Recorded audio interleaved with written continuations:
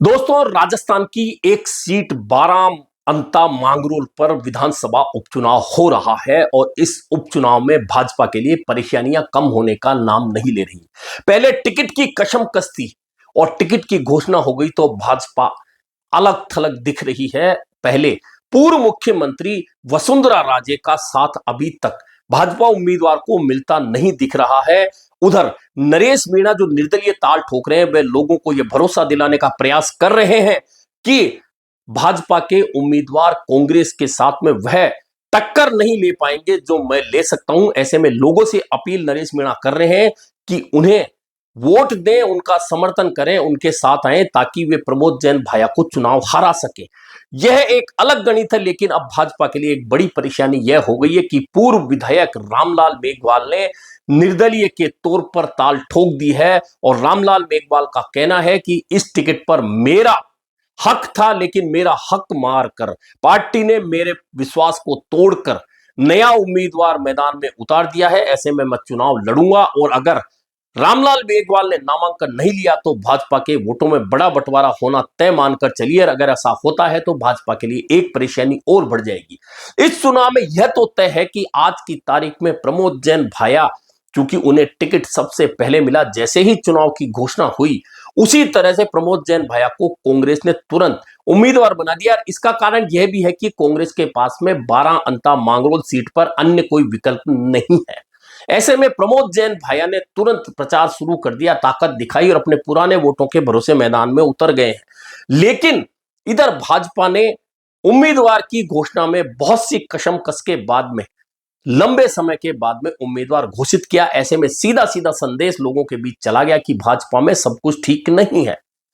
और जब उम्मीदवार घोषित हो गया, इसके बावजूद भाजपा का प्रमुख कैडर अभी भी उस उम्मीदवार के साथ में नजर नहीं आ रहा है। ऐसे में मोरपाल सुमन चुनाव मैदान में डटे तो हैं, नामांकन तो दाखिल कर दिया है, लेकिन उनके साथ में बहुत सारा जो भाजपा की ताकतवर वोट बैंक है, भाजपा की जो ताकत है, जो कैडर है, जो स्थानीय नेता है, उनका नहीं जुटना कहीं ना कहीं लोगों में संदेह पैदा कर रहा है कि भाजपा में सब कुछ ठीक नहीं है। ऐसी स्थिति में अब रामलाल मेघवाल का भाजपा के बागी के तौर पर मैदान में उतर जाना, हालांकि अभी नामांकन वापसी की तारीख बाकी है, हो सकता है भाजपा उन्हें मनाकर वापस बैठा दे। लेकिन जनता में एक संदेश चला गया कि भाजपा में सब कुछ ठीक नहीं है।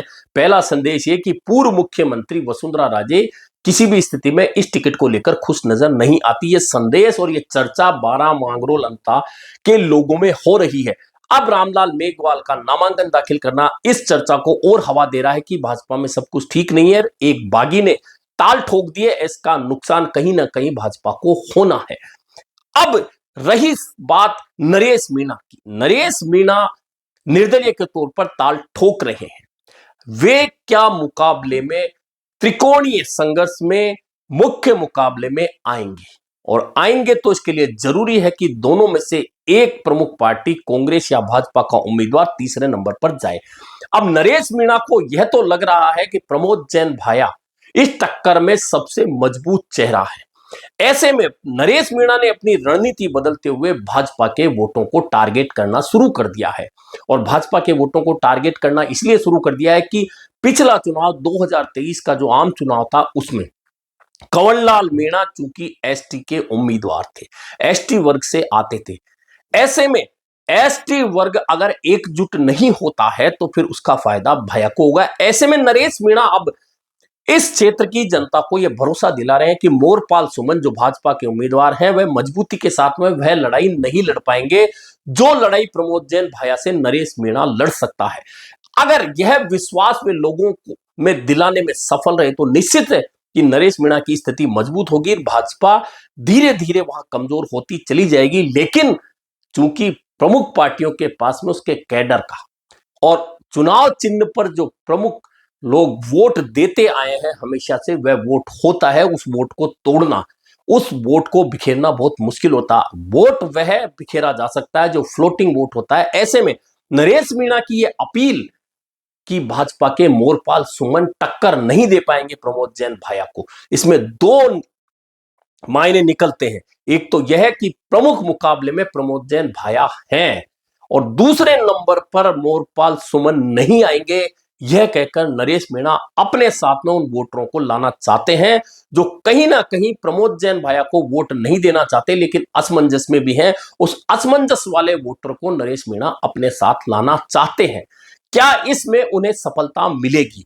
जितनी सफलता मिलेगी निश्चित मान के चलिए कि भाजपा के लिए वह परेशानी खड़ी करते जाएंगे, लेकिन जातिगत जो यहां फैक्टर काम करेगा वह सबसे महत्वपूर्ण भूमिका निभाने वाला है, क्योंकि मोरपाल सुमन के पास में माली मतदाताओं की खेप है और यह तय है कि उन मतदाताओं में से मतदाताओं का टूटकर किसी और के पक्ष में जाना बहुत आसान नहीं होने वाला है।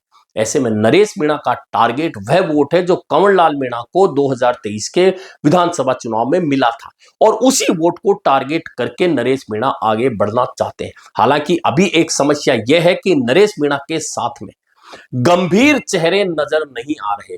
उनके पास युवाओं की टीम है, ताकत है और वही प्रचार का माध्यम है, लेकिन एक समस्या यह है कि बाहरी लोग नरेश मीणा के साथ दिख रहे हैं। तो लोगों में एक चर्चा यह भी है कि बाहरी लोगों के दम पर नरेश मीणा चुनाव लड़ रहे हैं। हालांकि नरेश मीणा खुद छबड़ा के रहने वाले हैं और इसी जिले के हैं, इसी लोकसभा सीट के निवासी हैं और छबड़ा से वे चुनाव भी लड़ चुके हैं। ऐसे में पहचान को लेकर नरेश मीणा के सामने कोई संकट नहीं है, लेकिन इस त्रिकोणीय मुकाबले में अगर रामलाल मेघवाल भी डटे रहते हैं और यह मुकाबला चतुष्कोणीय हो जाता है तो निश्चित मानिए कि यह चुनाव भाजपा के लिए बहुत बड़ी मुसीबत आगे चलकर बन सकता है। लेकिन चूंकि अभी चुनाव का रंग अब धीरे धीरे दिवाली के बाद जमने लगा है और चुनाव चूंकि 11 नवंबर को है, उसमें भी समय है, ऐसे में अगले एक हफ्ता के बाद में असली चुनावी समर देखने को मिलेगा, जब उम्मीदवार जो पार्टी के हैं उनके लिए बड़े नेता यहां दौरा करना शुरू करेंगे। वहीं नरेश मीणा किस रणनीति के तहत क्या उन वोटरों को अपनी तरफ खींचने में सफल होंगे, उनका समर्थन जुटा पाएंगे जो कंवरलाल मीणा के साथ कंधे से कंधा मिलाकर पहले काम करके उन्हें जीत दिला चुके हैं।